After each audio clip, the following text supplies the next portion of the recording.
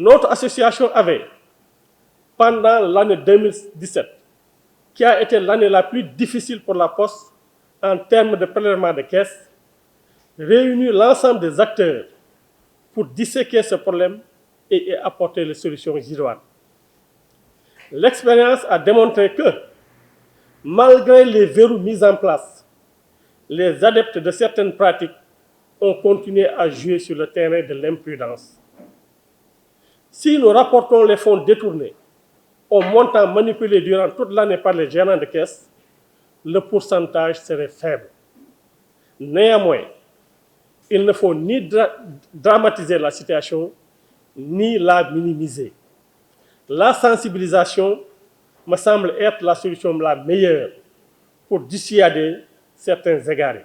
L'objectif, c'est de sensibiliser les femmes responsables qui gèrent dans la gestion.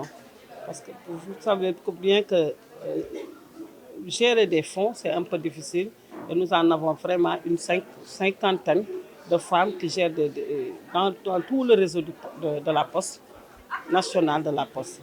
C'est pourquoi nous voulons les sensibiliser sur cette gestion par nos directeurs du réseau et le directeur de l'inspection postale.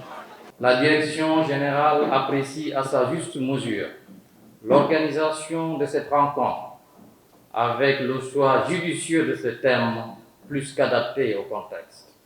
En effet, l'éthique d'entreprise, plus qu'une valeur morale, est un moteur du développement économique et social. L'éthique d'entreprise favorise l'innovation, car le processus de création nécessite un climat de respect et de confiance. L'éthique d'entreprise réduit les risques juridiques, donc moins de boulot pour DIPA. L'éthique d'entreprise contribue à la réputation de l'entreprise, donc une bonne image de marque est synonyme d'une entreprise attractive, des clients et usagers fidèles. Pour être une entreprise performante et pérenne, il ne suffit pas de faire de bons produits. Il faut également avoir les bonnes personnes. Ceci est aussi bien valable pour les agents que pour les dirigeants que nous sommes. Je ne saurais clore mon propos sans vous délivrer le dernier message du directeur général qui dit attacher le plus grand prix à connaître l'opinion des femmes qui, par leur dynamisme et la diversité des responsabilités occupées, lui paraissent qualifiées pour analyser les problèmes qui se posent à notre entreprise et suggérer les solutions les plus efficaces. Nous comptons développer beaucoup de projets.